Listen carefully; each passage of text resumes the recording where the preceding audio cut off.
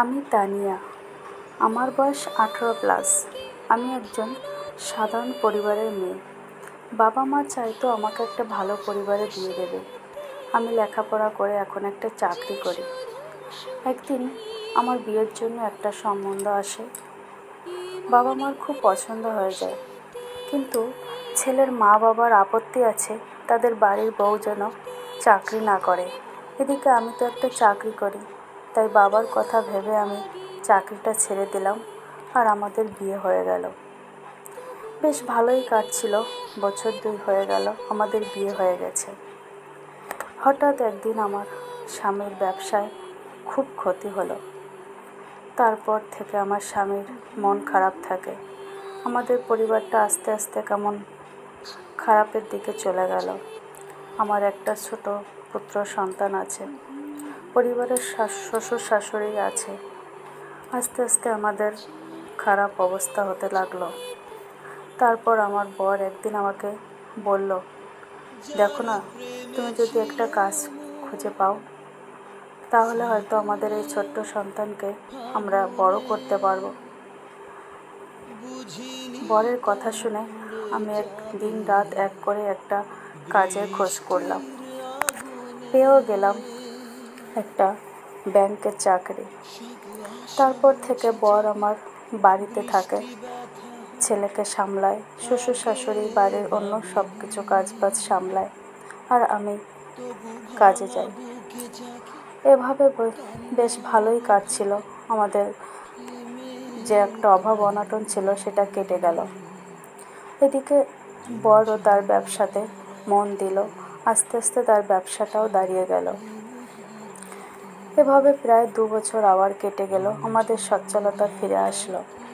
তারপর হঠাৎ একদিন বর রাত্রে এসে আমাকে বলল, এখন তো আমাদের ভালো হয়ে গেছে সব কিছু, তো তোমাকে আর কাজ করতে হবে না। আমার না খুব রাগ হয়ে গেল। আমি বরের মুখে মুখে তর্ক করলাম, ওকে উল্টোপাল্টা কিছু বললাম। সঙ্গে সঙ্গে আমার বর আমাকে 2 থাপ্পড় মারলো আর অনেক উল্টোপাল্টা আজে বাজে বকলো।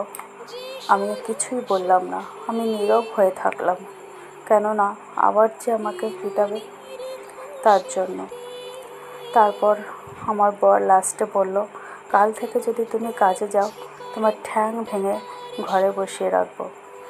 আমি তাও কিছু বললাম না।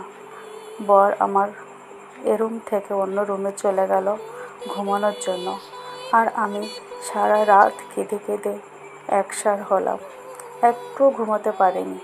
সকাল হলো, আমি রান্নাঘরে রান্না করছি, বর ঘর থেকে বেরিয়ে যাচ্ছে, আমি কিছুই বলছি না।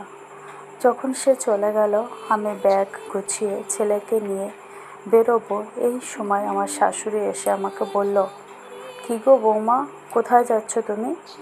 তোমার তো দেখছি খুব তেজ, কথায় কথায় তুমি এদিক ওদিক চলে যাচ্ছ। তুমি চাকরি করো বলে তোমার কি খুব তেজ হয়েছে? যাও যাও, এখন তো যাচ্ছ, 2 দিন পরে তো আবার ফিরে আসবে। আমি আমার শাশুড়ি মাকে কিছুই বললাম না, কারণ আমি জানি এখন আমার মাথায় প্রচুর রাগ, আর কিছু বলতে গেলে হয়তো আমার মুখ থেকে উল্টোপাল্টা কিছু বেরিয়ে যাবে। তাই আমি আর কাউকে কিছু বললাম না। আমি ওখান থেকে সোজা আমার বাবার বাড়িতে চলে আসলাম। তারপর বাবা মাকে এসে আমার কষ্টের কথা বললাম, কিন্তু এখানে এসেও বাবা আমাকে খুব রাগারাগি করলো আমার কথা শুনে। তুমি কেন এসেছো এখানে রাগ করে? এমনি আসবে বেড়াতে, 2 দিন থাকবে, কিন্তু রাগ করে এভাবে আসাটা তোমার ঠিক হয়নি, তুমি এখনই চলে যাও।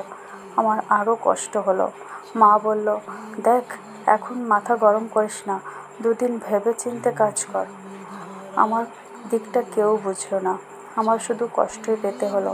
একবার আমি বাবার কথা শুনে একটা ভুল করেছি, আবার স্বামীর কথা শুনে ভুল করব, এটা ভেবে আমি নিজেকে বলছি আমি কি করব।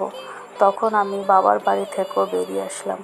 তারপর বাবার বাড়ি থেকে এসে আমি একটা ঘর ভাড়া নিয়ে থাকলাম ছেলেকে নিয়ে। এভাবে বেশ কিছুদিন কেটে গেল। তারপর আমার কাজের টাকা দিয়ে আমি কাজের টাকা গুছিয়ে গুছিয়ে একটা ফ্ল্যাট কিনলাম, ছেলেকে ভালো স্কুলে ভর্তি করালাম, আর এখন আমি মা বাবারও দায়িত্ব পালন করছি। এটা আর ছেলেকে ভালো স্কুলে ভর্তি করিয়েছি, আমার মা বাবার দায়িত্ব নিয়েছি। বন্ধুরা, ভিডিওটি করার একটাই মানে, একটা মেয়েকে কাজ করা দরকার, সেটা শুধুমাত্র আর্থিক সচ্ছলতার জন্য নয়, নিজেকে সমাজের প্রতিষ্ঠিত করার জন্যই। জীবনে আমার মতো লড়াই করো, ভেঙে পড়ো না, জয় একদিন হবেই। ভিডিওটি ভালো লাগলে একটা লাইক, কমেন্ট, শেয়ার করে দেবে বন্ধুরা। ভিডিওটি আমার জীবনের সঙ্গে কিন্তু একদমই মিল নেই, এটা মাত্র একটা গল্প থেকে নেওয়া ভিডিও। তোমাদের কেমন লাগছে কমেন্ট করে জানাবে। তো বন্ধুরা, আজকের ভিডিওটি এখানে এন্ড করছি।